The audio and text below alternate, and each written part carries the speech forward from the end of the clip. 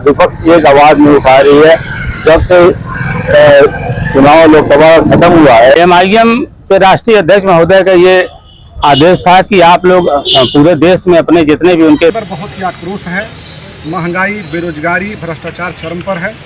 लेकिन आज जिन अब लिचिंग बंद किया जाए और जो देश का संविधान हम लोग को अधिकार देता है उसके तहत हम लोग काम करें। उसके तहत अब लिंचिंग पर कानून बनाओ, कानून बनाओ, कानून बनाओ। हम लोग संवैधानिक तरीके से माननीय ओवैसी साहब के नेतृत्व में पूरे देश में लड़ने की कोशिश कर रहे हैं। जिस तरह की घटनाएं, मॉब लिंचिंग हो या उनका घर गिराना हो, या आज हमारे धार्मिक इदारे महफूज नहीं है।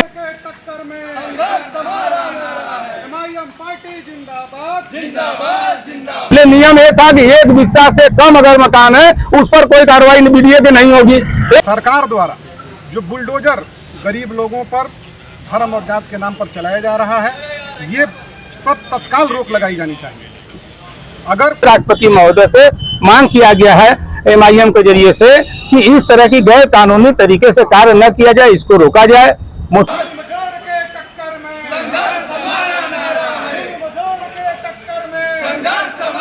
जय हिंद दोस्तों, मैं मोहम्मद ज़हूर खान और आप देख रहे हैं NS10 टीवी। आज 16 जुलाई 2024 दिन मंगलवार को एमआईएम पार्टी ने पूरे उत्तर प्रदेश में जो है एक आंदोलन किया। आंदोलन के बाद जो है डीएम को जो है ज्ञापन सौंपा। पूरे उत्तर प्रदेश में जो है अलग अलग शहरों में जो है ये आंदोलन किया गया, कहीं ज्ञापन सौंपा गया अलग अलग तरीके से। कुछ शहरों से खबर आ रही जो कि लोगों ने तख्ती लगा के जो है अपनी मांगें रखी हैं। तख्तियों पे जो लिखा था, सत्ता पोषित लिंचिंगवाद बंद करो या आतंकवाद, जनता पर बुलडोजर वार बंद करो या अत्याचार, निकलो बंद मकानों से, जंग लड़ो बेईमानों से, जनता पर बुलडोजर वार बंद करो ये अत्याचार।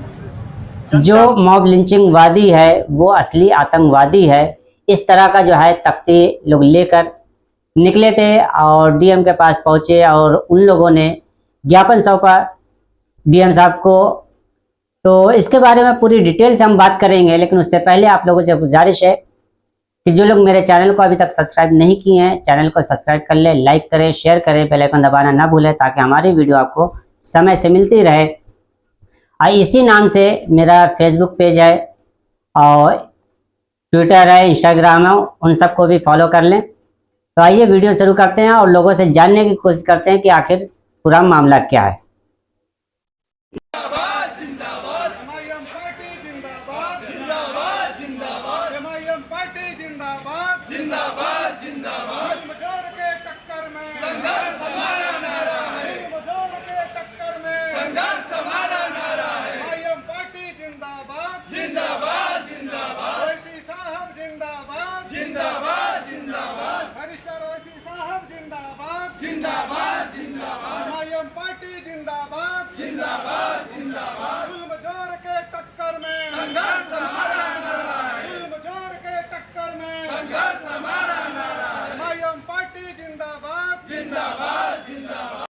जिंदाबाद जिंदाबाद, ओवैसी साहब जिंदाबाद, जिंदाबाद जिंदाबाद। जुल्म जोर के टक्कर में संघर्ष हमारा नारा है, जुल्म जोर के टक्कर में संघर्ष हमारा नारा है। एमआईएम पार्टी जिंदाबाद, जिंदाबाद जिंदाबाद। करो बंद करो, बंद करो। अब लिंचिंग पर कानून बनाओ, कानून बनाओ, कानून बनाओ। अब लिंचिंग पर कानून बनाओ, कानून बनाओ, कानून बनाओ।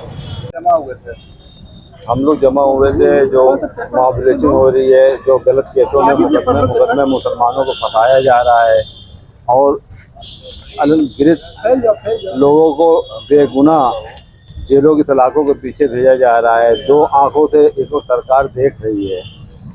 हमने जो भी वोट जो हम लोग काम किए उसमें सब दखल दे रहे हैं और सारा वोट मुसलमानों का विपक्ष को मिला। विपक्ष एक आवाज़ नहीं उठा रही है। जब से चुनाव लोकसभा खत्म हुआ है उसके बाद से 12 आलिमों की हत्या हुई, उस पर कोई शासन प्रशासन कोई कार्रवाई नहीं कर रहा है। जी क्या आप लोगों ने आज जाके यहाँ पे क्या किया? हम लोगों ने उसी सिलसिले में आज विज्ञापन डीएम साहब को दिया है, और डीएम साहब से मुलाकात नहीं है तो एसडीएम प्रोटोकॉल को दिया, एडीएम प्रोटोकॉल को।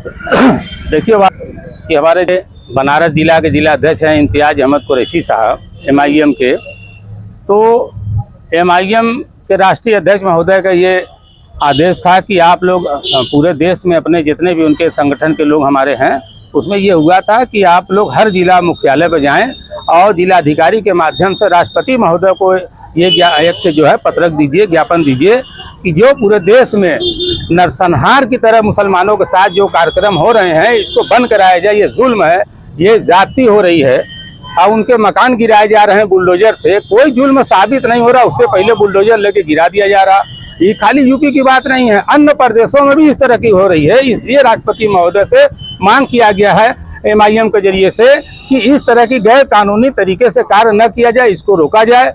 मुस्लिम नौजवानों का मॉब लिंचिंग बंद किया जाए, और जो देश का संविधान हम लोग को अधिकार देता है उसके तहत हम लोग काम करें, उसके तहत हमारी जो गंगा जमुनी संस्कृति है उसको हम बचा के रखें। इसी सब बात को लेकर के हर जगह पूरे देश में देख लीजिए, 15 साल तीसरी बार माननीय प्रधानमंत्री हुए हैं माननीय मोदी जी, मगर बहुत उम्मीद के साथ लोग सोच रहा था कि चलिए पहली बार है कुछ बदलाव होगा, दूसरी बार है बदलाव होगा, मगर बदलाव की कोई सूरत नजर नहीं आ रही है। और इस तरह से बताइए, ये राजतंत्र की तरीका अपनाना ये देश के लिए ठीक नहीं है। हम अपने देश के राष्ट्रीय एकता में विश्वास रखने वाले लोग हैं, अपने राष्ट्रीय एकता और अखंडता को हर हाल में बनाए रखना हम सभी देशवासियों की जिम्मेदारी है और इस पर रहना चाहिए। मगर जिस तरह मुस्लिम नौजवानों को तोड़ा जा रहा है, उनकी हत्या की जा रही है, इसका हम लोग बहुत खुल कर विरोध कर रहे हैं और सरकार से मांग करते हैं, केंद्र सरकार से, भारत और हर प्रदेशों के सरकारों से, कि इस तरह की जो गलत कार्य हो रहे हैं उनके खिलाफ कार्रवाई की जाए। आपने देखा होगा पूर्व में माननीय सर्वोच्च न्यायालय ने एक आदेश पारित कर दिया कि मुस्लिम महिलाओं का जो है आजीवन जो है गुजारा भत्ता दिया जाएगा, जबकि ये एकदम गलत है। इसका हम लोग विरोध करते हैं। इस पर माननीय सर्वोच्च न्यायालय को गौर करना चाहिए, इसलिए कि किसी के धर्म में मुदाखलत करने की हमारे देश की संविधान ने इजाजत किसी को नहीं दिया है। इस पर संविधान पीठ हो या माननीय सर्वोच्च न्यायालय हो, इस पर गौर करके और इस्लामिक तरीका को देखे। सवाल ये भी है कि बुलडोजर पे आपने कहा कार्रवाई होनी चाहिए। आज तो योगी आदित्यनाथ ने जो अकबर नगर के बाद पंतनगर, इसरार नगर की कार्रवाई होनी थी, उन्होंने आज रोक लगा दी कि अब नहीं टूटेगा, उससे क्या कहेंगे? भाई देखिए, जो टूट चुका, जो नहीं तो जो टूटने वाला था, रोक लगाना उसका समस्या का समाधान नहीं है। अन्य समाज के लोगों को आप घरौनी बना के दे रहे हो। मुस्लिम समाज के लोग वहां रह रहे हैं, अकबर नगर में लोग रह रहे थे, 70 साल से कागज था। कौन सा कागज सरकार को चाहिए जिससे ये मालिकाना हक बतावे कि मालिक है? अगर 56-59 को आप नहीं मान रहे तो आप किस बात को मानेंगे? आप बता दीजिए। यूपी जेड एक साथ 1952 को लागू हुआ, जब देश का आजादी के बाद। आप अंग्रेज का कागज लेके आ रहे हैं 1291 यानी 1883 कागज लेके आ रहे हैं। आप बताइए, 1883 में पाकिस्तान बांग्लादेश हमारे देश में था, आज वो हमारे देश में नहीं है, तो क्या हमारा कानून वहां लागू होगा? इसलिए यूपी जेड बना ना कि 1/7/1952 को यूपी जेड बना, लैंड रेवेन्यू उसी से गाइड होता है। तो क्या आप कहना चाह रहे हैं कि सरकार जो है हिंदू मुसलमान बिल्कुल खुला कर रही है। ये मोहब्बत का चादर उड़ा के हमारे बीच के जो दलाल हैं वो सरकार से चिपके हैं, और हमारे जो बड़े बड़े लीडरशिप है ये बुजदिल हैं, ये अपने हक की बात। 1920 में नगर पालिका यहाँ आया, आप बताइए बीडीए का गठन हुआ, क्या सारे का जो है लेआउट हो चुका हो तो वो उसका बयान सरकार की तरफ से दे दिया जाए। कितने पे आपका माल था वो बता दीजिए। पहले नियम ये था कि 1 बिस्सा से कम अगर मकान है उस पर कोई कार्रवाई बीडीए की नहीं होगी, 1 बिस्से से ज्यादा है तो उस पर होगा कि बीडीए का नक्शा पास कराइए। अगर जो लोग नक्शा नहीं पास कराए, अब अगर समन शुल्क जमा कर दिए, अब सरकार कह रही है कि नक्शा पास नहीं है, तो बताइए आम पब्लिक कहाँ जाएगा? फिर बीडीए का समन शुल्क लेना यानी सरकार शुल्क भी लेगी और उसके बाद उसका घर भी गिराएगी। तो आखिरी सवाल ये कि लड़ाई कहाँ तक जारी रहेगी? ये लड़ाई हम लोग संवैधानिक तरीके से माननीय ओवैसी साहब के नेतृत्व में पूरे देश में लड़ने की कोशिश कर रहे हैं और अपनी मांग कर रहे हैं कि जो मुस्लिम नौजवानों के साथ, मुस्लिम समाज के लोगों के साथ जिस तरह की घटनाएं, मॉब लिंचिंग हो या उनका घर गिराना हो, या आज हमारे धार्मिक इदारे महफूज नहीं है, चाहे बनारस हो, चाहे मथुरा हो, चाहे जो मध्य प्रदेश हो, ये क्या हो रहा है? नए नए कानून लिया के आप घुसेड़ रहे हो और हमारा पुराना पेपर आप सुन नहीं रहे हो। आप ही सरकार हो तो या तो ये कह दिया जाए कि ये राजतंत्र है, लोकतंत्र नहीं है। न्यायपालिका पर पूरा भरोसा है, मगर न्यायपालिका के लोग के सामने क्या तोड़ मरोड़ को पेश किया जाता है, इस पर भी गौर करने की बात है। ये सरकार का समर्थन उनके साथ शामिल है। वर्तमान का मुख्यमंत्री कहते हैं कि वो मस्जिद में ये निशान क्या कर रहा है, ये उनको नहीं कहना चाहिए, ये गैर जिम्मेदाराना बयान है। हमने उस वक्त भी उनसे कहा था कि आप आइए ज्ञान बाबरी मस्जिद में, अब आ करके आप पहले मस्जिद में देखिए कि मुस्लिम समाज नमाज कहाँ पढ़ता, उसके बाद बात करिए। ये आपका न्यायालय में मामला विचाराधीन हो, जिस प्रदेश में उस प्रदेश का मुखिया इस तरह की बात करे तो न्यायपालिका से क्या उम्मीद रखी जाएगी? कोई बता दे हमें, कोई सेकुलर व्यक्ति बताए।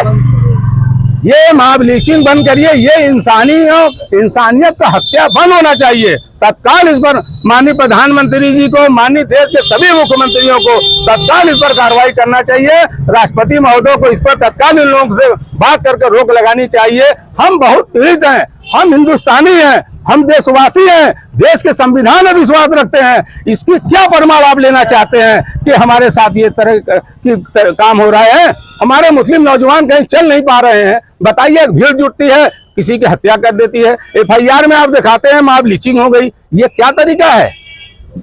बुलडोजर उनके यहाँ नहीं जाता है, उनके साथ आप फोटो खिंचाते हो। इसी BHU में बलात्कारी लोग के साथ माननीय मुख्यमंत्री के बड़े बड़े मंत्रियों का फोटो था, उसके बुलडोजर नहीं चला। बड़े बड़े मंत्रियों के बुलडोजर नहीं चला। तो इसलिए हम लोग आए थे DM साहब के यहाँ कि आपको पत्रक दिया जाए, आपके माध्यम से राष्ट्रपति महोदय के यहाँ भेजा जाए और राष्ट्रपति महोदय इस पर विचार करें और गौर करें कि हम भी इस देश के अन्न हैं, हम इस देश के निवासी हैं। हमारा देश उतना ही है जितना आपका है। भारत के संविधान में हम लोग विश्वास रखते हैं और शांतिपूर्ण तरीके से देश में रह करके आपसी भाईचारा बना करके, शांति व्यवस्था बना करके देश की विकास चाहते हैं, देश की उन्नति चाहते हैं। धन्यवाद। सर, आज आप लोग आए हैं कलेक्ट्रेट में, ज्ञापन दिए, किस तरह का क्या मामला है? आज 16 जुलाई को पूरे उत्तर प्रदेश में हमारी पार्टी जनता की मांग पर, जनता के अंदर बहुत ही आक्रोश है। महंगाई, बेरोजगारी, भ्रष्टाचार चरम पर है। लेकिन आज जिन मुद्दों को लेकर हम लोग यहाँ पर ज्ञापन देने आए हैं और पूरे प्रदेश में एक साथ ज्ञापन दिया जा रहा है, उसका मुख्य बिंदु है कि सरकार द्वारा जो बुलडोजर गरीब लोगों पर धर्म और जात के नाम पर चलाया जा रहा है, ये पर तत्काल रोक लगाई जानी चाहिए। अगर कोई परिवार का कोई दोषी है तो एक व्यक्ति जो दोष कर रहा है उसे कानूनी सजा दी जाए, इस पर किसी को एतराज़ नहीं है। लेकिन उस परिवार के लोगों का घर गिरा दिया जा रहा है, पूरे परिवार को आप कमज़ोर कर दे रहे हैं, बेसहारा कर दे रहे हैं, बेघर कर दे रहे हैं। ये बहुत ही गलत कार्य हो रहा है। दूसरी चीज़ कि भीड़ द्वारा जो हत्या कर दी जा रही है बेकसूर लोगों को, इस पर मैं सरकार से मांग करना चाहता हूं, हमारी पार्टी, कि इस पर सख्त कानून बने और दोषियों को जो फास्ट कोर्ट है उसमें जो है ट्रायल करा के उनको तत्काल सजा दिलाई जाए, ताकि इस तरह के अपराधियों पर जो है रोक लगे, अंकुश लगे।